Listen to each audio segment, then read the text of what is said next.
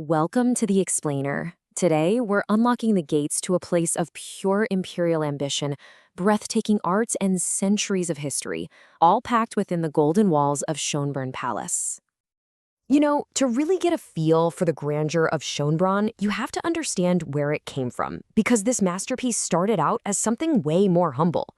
So, how does a simple hunting ground transform into a world monument? First up, let's just take a moment to appreciate the palace as it stands right now. Vienna's imperial jewel, the incredible summer home of the super powerful Habsburg dynasty.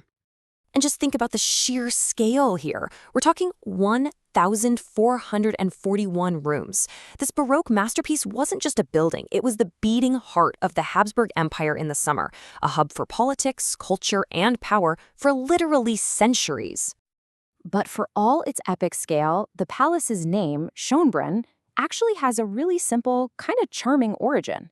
It just means beautiful spring. Why? Well, it's named after an artesian well on the property where the court used to come and drink. So let's rewind the clock, because the story of Schönbrunn doesn't kick off with a palace at all. Nope, it starts with a simple patch of land meant for some royal R&R. Okay, so picture this. It's 1569. The Holy Roman Emperor Maximilian II buys this mansion on a floodplain called Katterberg. His goal was pretty straightforward. He wanted to create a private hunting ground for the court, and he stocked it with everything from pheasants to wild boar. And this comparison right here shows you the absolutely incredible transformation. On the left, you've got the modest Katterberg estate back in 1672, and on the right, less than 100 years later, it's the grand imperial residence we all recognize today. The change is just staggering. So who do we have to thank for this jaw-dropping makeover?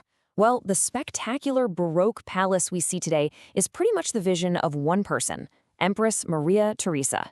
She actually got the estate as a wedding gift, and starting in the 1740s, she personally led its transformation into this architectural jewel. But Schönbrunn was so much more than just a royal home. As the centuries rolled on, its golden halls became a front-row seat for some of the biggest turning points in world history. The 20th century, wow, it really threw a lot at this place. First, in 1918, the monarchy collapses, and the palace becomes the property of the brand new republic. Then, it gets damaged by bombs in World War II. It even hosted a super tense Cold War summit between Kennedy and Khrushchev in '61. All before finally getting its well-deserved recognition as a World Heritage Site. And if you want one photo that captures that massive shift in power, this is it, right here. We see Soviet troops just relaxing in the palace gardens in 1945. I mean, what a sight! It would have been completely unimaginable just a few decades earlier. The exclusive imperial grounds were now occupied territory. It was truly the end of an era. Okay. Let's step outside, because you just can't talk about Schönbrunn without talking about the gardens. They are a masterpiece of design, every bit as famous and as intentional as the palace itself. Perched on top of a 60-meter hill overlooking everything is the Gloriette. It was built by Maria Theresa to, well, glorify Habsburg power. And get this, it was ingeniously built using otherwise useless stone recycled from a castle that had just been demolished. Talk about a practical and symbolic way to build the new from the old. Now, if you wander to another part of the garden, you'll stumble upon one of its most fascinating features, the Roman ruin. But here's the twist. It's not a real ancient ruin at all. It was actually built in 1778 specifically to look like one. This makes it a perfect example of something called a folly. These things were super fashionable in 18th century gardens. They were built with absolutely no practical purpose. Their whole job was just to make you stop and think about history, about the rise and fall of great empires, and the passage of time. Kind of deep, right? And that whole theme of change brings us to the palace's final and maybe its greatest transformation, from a private imperial hideaway to a cultural treasure for the entire world to enjoy. So why does all this history still matter today? Well, the numbers kind of tell the story. In just one recent year, the palace and its grounds welcomed nearly 4 million visitors. It has truly become a palace for the people.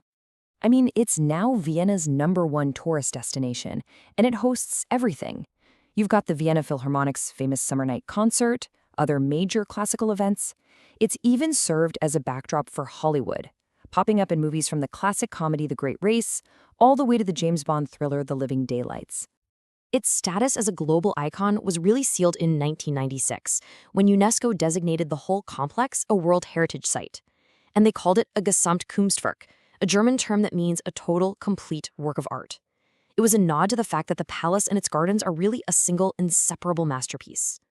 So, from a royal hunting ground to an imperial palace, from a stage for war to a monument for the world, Schönbrunn's story is one of constant reinvention.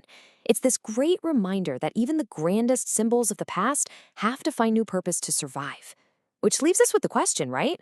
What will its next chapter be?